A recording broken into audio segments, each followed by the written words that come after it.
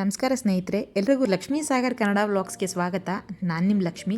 ಬನ್ನಿ ಇವತ್ತೊಂದು super ಟೇಸ್ಟಿಯಾಗಿರೋ hotel ಸ್ಟೈಲಲ್ಲಿ ಮೆಂತ್ಯ ಬಾತ್ ಮಾಡೋದು ಹೇಗೆ ಅಂತ ಹೇಳ್ಕೊಡ್ತೀನಿ. ನಾನು ಇದರಲ್ಲಿ ಯಾವುದೇ ರೀತಿಯಾದ ಪೌಡ್ರ್ ಯೂಸ್ ಮಾಡ್ತಾ ಇಲ್ಲ, ಹಾಗೆ ಸೂಪರಾಗಿ ಹೇಗೆ ಮಾಡೋದು ಅಂತ ತಿಳಿಸ್ಕೊಡ್ತೀನಿ. ಮೊದಲು ಇದಕ್ಕೊಂದು ನಾವು ಮಸಾಲೆ ರೆಡಿ ಮಾಡ್ಕೋಬೇಕು. ಇದಕ್ಕೆ ನಾನು ಮೊದಲು ಒಂದು ಮಿಕ್ಸಿ ಜಾರ್ಗೆ ಸ್ವಲ್ಪ ತೆಂಗಿನಕಾಯಿ ತೊಗೊಂಡಿದ್ದೀನಿ. ಇದರಲ್ಲಿ ನಾನು ಒಂದು 4 ಜನಕ್ಕೆ ಆಗೋಷ್ಟು ಮಾಡ್ತಾಯಿದ್ದೀನಿ. ಅದಕ್ಕೆ ಮತ್ತು ಒಂದು ಸ್ವಲ್ಪ ಪುದೀನ ಸೊಪ್ಪು ಮತ್ತು ಸ್ವಲ್ಪ ಕೊತ್ತಂಬರಿ ಸೊಪ್ಪು ಮತ್ತು ಶುಂಠಿ ಬೆಳ್ಳುಳ್ಳಿ, ಇದು ಬಂದು ಎರಡೂ, ಶುಂಠಿ 1 ಇಂಚು, ಬೆಳ್ಳುಳ್ಳಿ ಒಂದು ಅರ್ಧ ಗೆಡ್ಡೆಯಷ್ಟು ತೊಗೊಂಡಿದ್ದೀನಿ. ಮತ್ತು ನಿಮ್ಮ ಖಾರಕ್ಕೆ ಎಷ್ಟು ಬೇಕೋ ಅಷ್ಟು ನೀವು ಹಸಿಮೆಣ್ಸಿನ್ಕಾಯಿ ಸೇರಿಸ್ಕೊಳ್ಳಿ. ನಾನಿಲ್ಲಿ ಖಾರ ಕಮ್ಮಿ ತಿನ್ನೋದ್ರಿಂದ ನಾನು ಎರಡೇ ಹಸಿಮೆಣ್ಸಿನ್ಕಾಯಿ ಸೇರಿಸ್ಕೊಂಡಿದ್ದೀನಿ. ಜೊತೆಗೆ ಇದಕ್ಕೆ ನಾನು ಒಂದು 1/4 ಟೇಬಲ್ ಸ್ಪೂನಷ್ಟು ಸೋಂಪು, ಒಂದೇ ಒಂದು ಏಲಕ್ಕಿ, 3 ಲವಂಗ, 1 ಪೀಸು ಚಕ್ಕೆ, ಇಷ್ಟು ಸ್ನೇಹಿತರೆ, ಇಷ್ಟು ಹಾಕ್ಕೊಂಡು ರುಬ್ಕೊಂಡು ಬರೋಣ. ಆಮೇಲೆ ಇದಕ್ಕೆ ಏನಂದರೆ ಜಾಸ್ತಿ ನೀವು ಪುದೀನ ಮತ್ತು ಕೊತ್ತಂಬರಿ ಸೊಪ್ಪು ಜಾಸ್ತಿ ಹಾಕಬೇಡಿ. ಜಾಸ್ತಿ ಹಾಕ್ಬಿಟ್ರೆ ಏನಾಗುತ್ತೆ, ಪಲಾವ್ ಟೇಸ್ಟ್ ಬಂದುಬಿಡುತ್ತೆ. ಮೆಂತ್ಯ ಬಾತ್ಗೆ ಮೆಂತ್ಯ ಫ್ಲೇವರ್ ಜಾಸ್ತಿ ಇರಬೇಕು, ಅದಕ್ಕೆ ಸ್ವಲ್ಪ ಹಾಕ್ಕೊಂಡಿದ್ದೀನಿ. ಈಗ ನೋಡಿ, ನಾನು ತರಿಯಾಗಿ ರುಬ್ಕೊಂಡು ಬಂದಿದ್ದೀನಿ. ಈಗ ಇದನ್ನು ಸೈಡ್ಗೆ ಇಟ್ಕೊಂಡು ಈಗ ಒಂದು ಕುಕ್ಕರ್ ಇಟ್ಕೊಂಡಿದ್ದೀನಿ. ಇದನ್ನ ಕುಕ್ಕರಲ್ಲಾದರೂ ಮಾಡ್ಬೋದು, ನೀವು ಪಾತ್ರೆಯಲ್ಲಾದರೂ ಮಾಡ್ಬೋದು. ಸ್ವಲ್ಪ ಬೇಗ ಆಗಬೇಕು ಅಂತಂದರೆ ಕುಕ್ಕರಲ್ಲಿ ಮಾಡ್ಕೊಳ್ಳಿ. ನಾನೀಗ ಇದಕ್ಕೆ ಒಂದು ಸ್ವಲ್ಪ ಎಣ್ಣೆ, ಅಂದರೆ ಒಂದು 2-3 ಟೇಬಲ್ ಸ್ಪೂನಷ್ಟು ಎಣ್ಣೆ ಸೇರಿಸ್ಕೊಂಡಿದ್ದೀನಿ. ಜೊತೆಗೆ 1 ಟೇಬಲ್ ಸ್ಪೂನಷ್ಟು ತುಪ್ಪ ಸೇರಿಸ್ಕೊಂಡಿದ್ದೀನಿ.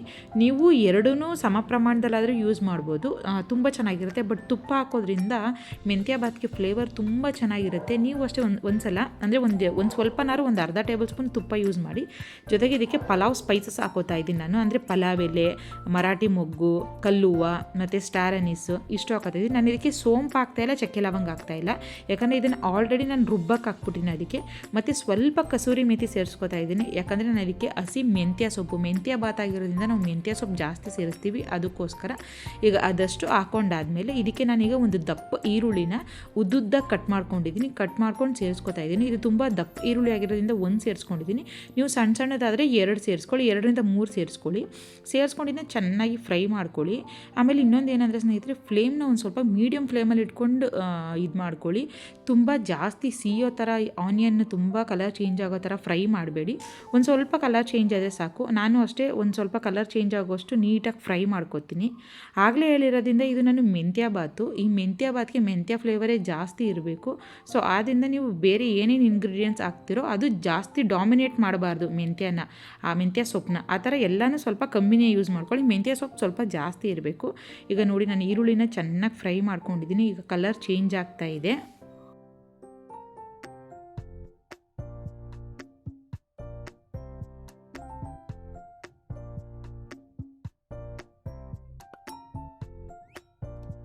ಈಗ ಇದಕ್ಕೆ ನಾನು ಹಸಿ ಬಟಾಣಿ ಸೇರಿಸ್ಕೊತಾ ಇದ್ದೀನಿ, ತೊಳೆದು ಸೇರಿಸ್ಕೊತಾ ಇದ್ದೀನಿ. ನಿಮ್ಮ ಹತ್ರ ಒಣ ಬಟಾಣಿ ಇದ್ದರೆ ನೀವು ಆಲ್ರೆಡಿ ಓವರ್ ನೈಟೇ ನೆನೆಸಿಟ್ಕೊಂಡು ಈ ಥರ ಹಾಕೊಂಡು ಚೆನ್ನಾಗಿ ಫ್ರೈ ಮಾಡ್ಕೊಳ್ಳಿ. ಹಸಿ ಬಟಾಣಿ ಇದ್ದರೆ ಅದನ್ನು ಸೇರಿಸ್ಕೊಳ್ಳಿ, ತುಂಬ ಚೆನ್ನಾಗಿರುತ್ತೆ. ಮೆಂತ್ಯ ಬಾತ್ಗೆ ಬಟಾಣಿ ಹಾಕೋದ್ರಿಂದ ಅದು ತುಂಬ ಚೆನ್ನಾಗಿರುತ್ತೆ ತಿನ್ನೋಕ್ಕೆ. ಈಗ ಹಾಕೊಂಡು ಇದನ್ನು ಅಷ್ಟೇ ಒಂದು 2 ನಿಮಿಷ ಚೆನ್ನಾಗಿ ಫ್ರೈ ಮಾಡ್ಕೊತಾ ಇದ್ದೀನಿ.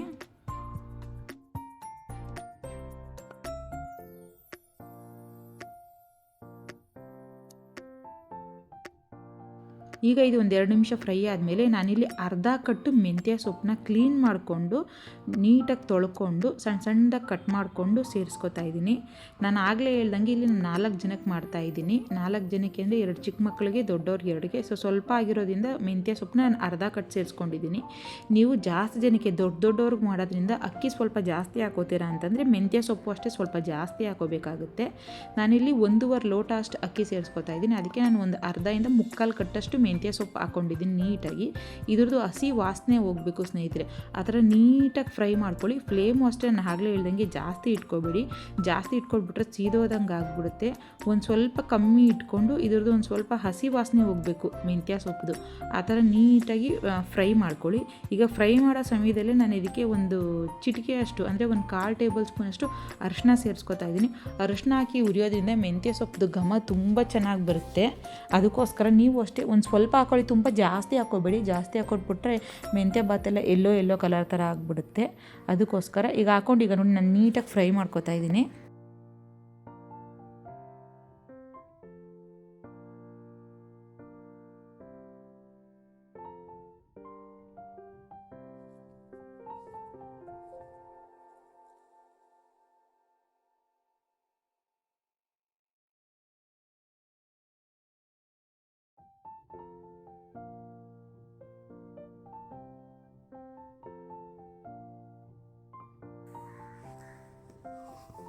ಈಗ ಇದಕ್ಕೆ ನಾನು ರುಬ್ಬಿರೋ ಮಸಾಲೆನ ಸೇರಿಸ್ಕೊತಾ ಇದ್ದೀನಿ ಸ್ನೇಹಿತರೆ. ಅಂದರೆ ಮೆಂತ್ಯ ಸೊಪ್ಪು, ಬಟಾಣಿ, ಇದು ಅರಿಶಿಣ ಎಲ್ಲ ಹಾಕಿ ಚೆನ್ನಾಗಿ ಫ್ರೈ ಆದಮೇಲೆ ಇದಕ್ಕೆ ನಾನು ಆಗಲೇ ರುಬ್ಬಿಟ್ಕೊಂಡಿದ್ನಲ್ಲ ಮೆಂತ್ಯ ಬಾತ್ಗೆ ಅಂತ ಸ್ಟಾರ್ಟಿಂಗಲ್ಲೇ ಒಂದು ಮಸಾಲೆ ರುಬ್ಕೊಂಡಿದ್ನಲ್ಲ, ತೆಂಗಿನಕಾಯಿ, ಪುದೀನ, ಕೊತ್ತಂಬರಿ ಸೊಪ್ಪು, ಚಕ್ಕೆ, ಲವಂಗ, ಶುಂಠಿ, ಬೆಳ್ಳುಳ್ಳಿ, ಸೋಂಪು ಎಲ್ಲ ಹಾಕಿ ಆ ಮಸಾಲೆನ ನಾನೀಗ ಇದಕ್ಕೆ ಸೇರಿಕೊಂಡು ಸ್ವಲ್ಪ ಚೆನ್ನಾಗಿ ಫ್ರೈ ಮಾಡ್ಕೊತಾ ಇದ್ದೀನಿ. ಮಾಡ್ಕೊಳ್ಳೋ ಸಮಯದಲ್ಲೇ ನಾನು ಇಲ್ಲಿ ಆಗಲೇ ಒಂದು ದಪ್ಪು ಟೊಮೊಟೊನ ಸಣ್ಣದಾಗಿ ಕಟ್ ಮಾಡಿ ಇಟ್ಕೊಂಡಿದ್ದೀನಿ ಸ್ನೇಹಿತರೆ. ಅದನ್ನು ಕೂಡ ನೀಟಾಗಿ ಸೇರಿಸ್ಕೊತಾ ಇದ್ದೀನಿ. ನೀಟಾಗಿ ಎರಡನ್ನೂ ಸೇರಿಸ್ಕೊಂಡು ನೀಟಾಗಿ ಫ್ರೈ ಮಾಡ್ಕೊತಾ ಇದ್ದೀನಿ. ನೋಡಿ, ಫ್ಲೇಮ್ ಸ್ವಲ್ಪ ಕಮ್ಮಿ ಇಟ್ಕೊಳ್ಳಿ, ಯಾಕಂದರೆ ಮಸಾಲೆ ಇದು ಸ್ವಲ್ಪ ಗಟ್ಟಿಯಾಗಿಬಿಟ್ಟಿದ್ದು. ನೀರು ಥರ ಇದ್ದರೆ ಸರಿ, ಮಸಾಲೆ ಸ್ವಲ್ಪ ಗಟ್ಟಿ ಇರೋದ್ರಿಂದ ಏನಾಗುತ್ತೆ ನೋಡಿ, ಈ ಥರ ತಳ ಹಿಡಿಯೋಕ್ಕೆ ಸ್ಟಾರ್ಟ್ ಆಗಿಬಿಡುತ್ತೆ. ಅದಕ್ಕೋಸ್ಕರ ಸ್ವಲ್ಪ ನೀಟಾಗಿ ಮಸಾಲೆದು ಹಸಿ ವಾಸನೆ ಹೋಗಬೇಕು ಅದು. ಯಾಕಂದರೆ ನಾವು ಯಾವುದನ್ನು ಕೂಡ ಫ್ರೈ ಮಾಡಿಲ್ಲ, ಫ್ರೈ ಮಾಡ್ದೇ ನಾನು ರುಬ್ಬಿರೋದು ಹಾಗೆ ಡೈರೆಕ್ಟು. ಅದಕ್ಕೋಸ್ಕರ ಅದರದ್ದು ಸ್ವಲ್ಪ ಹಸಿಮೆಣ್ಸಿನ್ಕಾಯ್ದೆಲ್ಲ ಹಸಿ ವಾಸನೆ ಇರುತ್ತಲ್ವ, ಅದೆಲ್ಲ ಹೋಗ್ಬೇಕಲ್ವ. ಅದಕ್ಕೋಸ್ಕರ ಸ್ವಲ್ಪ ನೀಟಾಗಿ ಲೋ ಫ್ಲೇಮಲ್ಲಿ ಫ್ರೈ ಮಾಡ್ಕೊತಾ ಇದ್ದೀನಿ.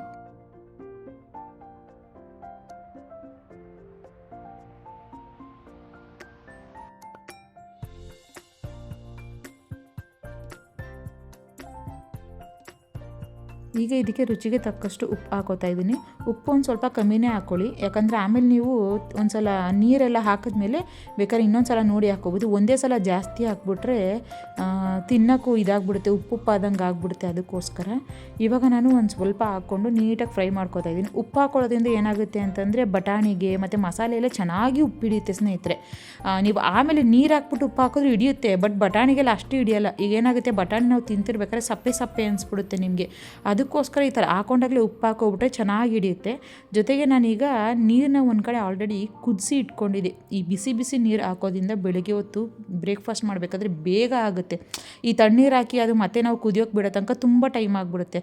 ಸೊ ನಾವು ಪ್ರಿಪೇರ್ ಮಾಡಬೇಕಾದ್ರೇ ಒಂದು ಕಡೆ ಇನ್ನೊಂದು ಕಡೆ ನಮ್ಗೆ ಎಷ್ಟು ನೀರು ಬೇಕು ಅಷ್ಟನ್ನ ಕುದಿಯೋಕೆ ಇಟ್ಕೊಬಿಟ್ರೆ ತುಂಬ ಬೇಗ ಆಗುತ್ತೆ. ಅದಕ್ಕೋಸ್ಕರ ನಾನು ಆಲ್ರೆಡಿ ನೀರು ಇಟ್ಕೊಂಡಿದ್ದೆ. ಈಗ ಅದನ್ನು ಕುದಿಸಿ 1.5 ಲೋಟಕ್ಕೆ 3 ಲೋಟ ಅಂದರೆ 1:2 ಅಷ್ಟು ನಾನು ನೀರನ್ನ ಸೇರಿಸ್ಕೊತಾ ಇದ್ದೀನಿ.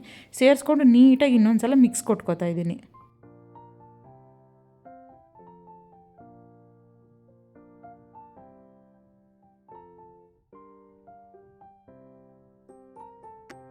ಈಗ ಈ ಥರ ಮಿಕ್ಸ್ ಕೊಟ್ಕೊಂಡು ಒಂದು 2 ನಿಮಿಷ ಬಿಟ್ಟಿದೆ. ಒಂದು ಸ್ವಲ್ಪ ನೋಡಿ, ಈಗ ಒಂದು 2 ನಿಮಿಷಕ್ಕೆ ನೀರು ನೋಡಿ, ನಾವು ಕುದಿಯೋ ನೀರು ಹಾಕಿರೋದ್ರಿಂದ ಬೇಗ ಎಷ್ಟು ಚೆನ್ನಾಗಿ ಕುದೀತಾ ಇದೆ. ಈ ಥರ ಕುದಿಯೋ ಟೈಮಲ್ಲಿ ನಾವು ಅಕ್ಕಿ ಹಾಕೋದ್ರಿಂದ ಏನಾಗುತ್ತೆ ಅಂದರೆ ಸ್ನೇಹಿತರೆ, ಅನ್ನ ಉದ್ದುದ್ರಾಗಿ ಬರುತ್ತೆ.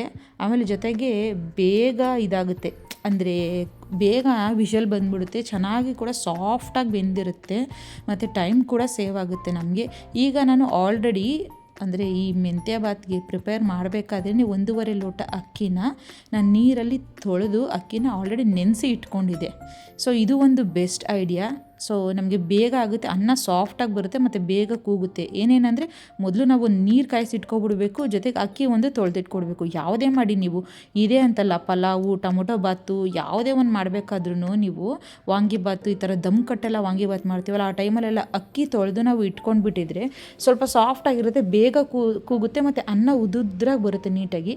ಈಗ ನಾನು ಅಕ್ಕಿನೆಲ್ಲ ಹಾಕಿ ನೀಟಾಗಿ ಮಿಕ್ಸ್ ಮಾಡಿಕೊಂಡು ಒಂದ್ಸಲ ಈ ಟೈಮಲ್ಲಿ ಒಂದ್ಸಲ ಉಪ್ಪು ನೋಡ್ಕೊಳ್ಳಿ ನೀವು, ಉಪ್ಪು ಕರೆಕ್ಟಾಗಿತ್ತ ಅಂತ. ಇಫ್ ಇನ್ ಕೇಸ್ ಈ ಟೈಮಲ್ಲಿ ಏನಾದ್ರು ಉಪ್ಪು ಜಾಸ್ತಿ ಆಗಿಬಿಟ್ಟಿದ್ರೆ ಇದಕ್ಕೊಂದು ಅರ್ಧ ನಿಂಬೆಹಣ್ಣು ಸೇರಿಸ್ಬಿಡಿ. ಸೊ ಸೇರಿಸೋದ್ರಿಂದ ಉಪ್ಪು ಖಾರ ಎರಡೂ ಕಮ್ಮಿ ಆಗುತ್ತೆ ನಿಮಗೆ. ಇಲ್ಲ ಅಂತಂದರೆ ಮೊಸರಿದ್ರೆ ಮೊಸರು ಕೂಡ ಸೇರಿಸ್ಕೋಬೋದು ನೀವು. ಇಲ್ಲ ಆಗಲಿಲ್ಲ ಅಂತಂದರೆ ಉಪ್ಪು ಜಾಸ್ತಿ ಆಗಿಬಿಟ್ಟಿದೆಯಪ್ಪ ಆಗ್ತಾನೆ ಇಲ್ಲ ಅಂದರೆ 1-2 ಆಲೂಗಡ್ಡೆ ಕುಯ್ದು ಹಾಕ್ಬಿಡಿ. ಆ ಆಲೂಗಡ್ಡೆ ಏನು ಮಾಡುತ್ತೆ, ಉಪ್ಪನ್ನೆಲ್ಲ ಎಳ್ಕೊಬಿಡುತ್ತೆ. ಸೊ ಇವಾಗ ಆಗಿದೆ ನೋಡಿ. ಈಗ ನಾನು ಅಕ್ಕಿಯೆಲ್ಲ ಹಾಕಿದ್ಮೇಲೆ ಇನ್ನೂ ನಾನು ಕುಕ್ಕರ್ನ ಮುಚ್ಚಿಲ್ಲ. ಯಾಕೆ ಅಂತಂದರೆ ಹಾಗೆ ಮುಚ್ಚಿಬಿಟ್ರೆ ಸೀದೋಗ್ಬಿಡುತ್ತೆ ಒಂದೊಂದ್ಸಲ ಸ್ಟೀಲ್ ಕುಕ್ಕರಲ್ಲಿ. ಸೊ ಅದಕ್ಕೋಸ್ಕರ ಏನು ಮಾಡ್ತಾಯಿದ್ದೀನಿ, ಈ ಥರ ಒಂದು ಕುದಿ ಬರೋ ತನಕ ಬಿಡ್ತಾಯಿದ್ದೀನಿ. ಈ ಥರ ಒಂದು ಕುದಿ ಬಂದಮೇಲೆ ಏನಾಗುತ್ತೆ, ಮಸಾಲೆ ಎಲ್ಲ ನೀಟಾಗಿ ಮಿಕ್ಸ್ ಆಗುತ್ತೆ ಸ್ನೇಹಿತರೆ ಎಲ್ಲ ಅನ್ನಕ್ಕೂ. ಈಗ ಒಂದೊಂದ್ಸಲ ಏನಾಗುತ್ತೆ ಗೊತ್ತಾ, ಮಸಾಲೆ ಎಲ್ಲ ಮೇಲೆ ಇದ್ಬಿಟ್ಟಿರುತ್ತೆ, ರೈಸ್ ಎಲ್ಲ ಕೆಳಗಡೆ ವೈಟ್ ರೈಸ್ ಥರ ಆಗಿಬಿಟ್ಟಿರುತ್ತೆ. ಆ ಥರ ಆಗಲ್ಲ. ಈ ಥರ ಒಂಥರ ಕುದಿಯೋಕ್ಕೆ ಸ್ಟಾರ್ಟ್ ಆದಾಗ ಇನ್ನೊಂದು ಸಲ ನಾವು ಮಿಕ್ಸ್ ಕೊಟ್ಬಿಟ್ಟು ನೀಟಾಗಿ ಮುಚ್ಚಿ ವಿಷಲ್ ಕೂಗ್ಸೋದ್ರಿಂದ ಈವನ್ನಾಗಿರುತ್ತೆ. ಅಂದರೆ ನಾವು ಏನು ಮೆಂತ್ಯ ಬಾತ್ ಮಾಡಿರ್ತೀವೋ, ಮೆಂತ್ಯ ಬಾತ್ ಫುಲ್ಲು ಎಲ್ಲದಕ್ಕೂ ನೀಟಾಗಿ ಮಸಾಲೆ ಹಿಡ್ದಿರುತ್ತೆ. ಟೇಸ್ಟ್ ಕೂಡ ಅಷ್ಟೇ ಚೆನ್ನಾಗಿರುತ್ತೆ. ನಾವು ಫುಲ್ಲು ಫಸ್ಟಿಂದ ಕೊನೆಯವರೆಗೂ ಕೂಡ ಅದೇ ಟೇಸ್ಟ್ ಇರುತ್ತೆ. ಅದಕ್ಕೋಸ್ಕರ ಇವಾಗ ನೋಡಿ ಆಗಿದೆ. ಈಗ ನಾನು ಓಪನ್ ಮಾಡಿ ತೋರಿಸ್ತಾ ಇದ್ದೀನಿ ನೋಡಿ, ಎಷ್ಟು ಎಷ್ಟು ಚೆನ್ನಾಗಾಗಿದೆ ಅಂದರೆ ಸ್ನೇಹಿತರೆ ಮೆಂತ್ಯ ಬಾತು ತುಂಬ ಚೆನ್ನಾಗಿ ಬಂದಿತ್ತು. ನೀವು ಅಷ್ಟೇ ಮನೇಲಿ ಒಂದ್ಸಲ ಟ್ರೈ ಮಾಡಿ ನಾನು ತೋರಿಸಿರೋ ವಿಧಾನದಲ್ಲಿ ನೋಡಿ. ನಾನು ಆಗಲೇ ಹೇಳ್ದಂಗೆ ಎಷ್ಟು ನೀಟಾಗಿ ಎಲ್ಲ ಫುಲ್ಲು ಎಲ್ಲೂ ಬಿಳಿ ಬಿಳಿಯಾಗಿಲ್ಲ, ಮಸಾಲೆ ಮೇಲೆ ನಿಂತಿಲ್ಲ, ಅಷ್ಟು ನೀಟಾಗಿ ಮಿಕ್ಸ್ ಆಗಿ ಚೆನ್ನಾಗಿ ಉದ್ದುದ್ರಾಗಿ ಬಂದಿತ್ತು. ನಮ್ಮ ಮನೇಲಂದು ತಿಂದು ಎಲ್ಲರೂ ಟೇಸ್ಟ್ ತುಂಬ ಚೆನ್ನಾಗಿತ್ತು ಅಂತ ಹೇಳಿದ್ರು. ನೀವು ಅಷ್ಟೇ ನಾನು ತೋರಿಸಿರೋ ವಿಧಾನದಲ್ಲಿ ಮನೇಲಿ ಒಂದ್ಸಲ ಟ್ರೈ ಮಾಡಿ ಹೇಗೆ ಬಂತು ಅಂತ ಕಮೆಂಟ್ ಮುಖಾಂತರ ತಿಳಿಸಿ. ನಾನು ಸರ್ವ್ ಮಾಡಿ ತೋರಿಸ್ತಾ ಇದ್ದೀನಿ ನೋಡಿ, ಅಷ್ಟು ಚೆನ್ನಾಗಿತ್ತು. ಇದಕ್ಕೆ ಕಾಂಬಿನೇಷನ್ ಚಟ್ನಿ, ನಿಮಗೆ ಬೇಕಂದರೆ ಮೊಸರು ಬಜ್ಜಿ ಕೂಡ ಮಾಡ್ಕೋಬೋದು. ನಮ್ಮಲ್ಲಿ ಚಟ್ನಿ ತುಂಬ ಇಷ್ಟಪಡ್ತಾರೆ, ಅದಕ್ಕೋಸ್ಕರ ಚಟ್ನಿ ಮಾಡಿದೆ. ಅದಕ್ಕೆ ತುಂಬ ಚೆನ್ನಾಗಿ ಬಂದಿತ್ತು. ಆಮೇಲೆ ಇನ್ನೂ ಯಾರೆಲ್ಲ ನನ್ನ ಚಾನಲ್ನ ಸಬ್ಸ್ಕ್ರೈಬ್ ಮಾಡಿದೆ ಹಾಗೆ ವಿಡಿಯೋ ನೋಡ್ತಾ ಇದ್ದೀರೋ ಅವರೆಲ್ಲ ಪ್ಲೀಸ್ ನನ್ನ ಚಾನಲ್ನ ಸಬ್ಸ್ಕ್ರೈಬ್ ಮಾಡ್ಕೊಂಡು ವಿಡಿಯೋ ನೋಡಿ. ಒಂದೊಂದು ಸಬ್ಸ್ಕ್ರಿಪ್ಷನ್ ಕೂಡ ನನಗೆ ತುಂಬ ಇಂಪಾರ್ಟೆಂಟು. ಹಾಗೆ ನಿಮ್ಮ ವ್ಯೂಸು ಲೈಕ್ ಎಲ್ಲ ನನಗೆ ತುಂಬ ಇಂಪಾರ್ಟೆಂಟು ಸ್ನೇಹಿತರೆ. ನಿಮ್ಮ ಫ್ಯಾಮಿಲಿ ಫ್ರೆಂಡ್ಸ್ ಜೊತೆಗೆ ಈ ವಿಡಿಯೋ ಶೇರ್ ಮಾಡಿ, ಮತ್ತು ಹಾಗೆ ಕಮೆಂಟ್ ಮುಖಾಂತರ ತಿಳಿಸಿ ಹೇಗೆ ಬಂತು ವಿಡಿಯೋ, ನನ್ನ ವಿಡಿಯೋ ನಿಮ್ಗೆ ಇಷ್ಟ ಆಗ್ತಾ ಇದೆಯಾ ಏನು ಅಂತ. ಮತ್ತು ಬೇರೆ ರೆಸಿಪೀಸ್ ಬೇಕು ಅಂದರೂ ಕೂಡ ನನಗೆ ಕಮೆಂಟ್ ಮುಖಾಂತರ ತಿಳಿಸಿ, ನಾನು ಅದನ್ನು ಮಾಡಿ ತೋರ್ಸೋಕ್ಕೆ ಟ್ರೈ ಮಾಡ್ತೀನಿ. ಇದಾಗಿತ್ತು ಇವತ್ತಿನ ವಿಡಿಯೋ ಸ್ನೇಹಿತರೆ. ಮೆಂತ್ಯ ಬಾತ್ ಅಂತೂ ಅಷ್ಟು ಚೆನ್ನಾಗಿತ್ತು. ನೀವು ಒಂದು ಸಲ ಟ್ರೈ ಮಾಡಿ ಮನೇಲಿ ಎಂಜಾಯ್ ಮಾಡಿ. ನನ್ನ ವಿಡಿಯೋ ನೋಡಿದ್ದಕ್ಕಾಗಿ ಧನ್ಯವಾದಗಳು ಸ್ನೇಹಿತರೆ. ಮತ್ತೊಂದು ದಿನ ಮತ್ತೊಂದು ವಿಡಿಯೋ ಜೊತೆಗೆ, ಅಂದರೆ ಹೊಸ ರೆಸಿಪಿ ಜೊತೆಗೆ ನಿಮ್ಮನ್ನು ನಾನು ಭೇಟಿ ಆಗ್ತೀನಿ. ಅಲ್ಲಿವರೆಗೂ ಧನ್ಯವಾದಗಳು. Signing off Lakshmi.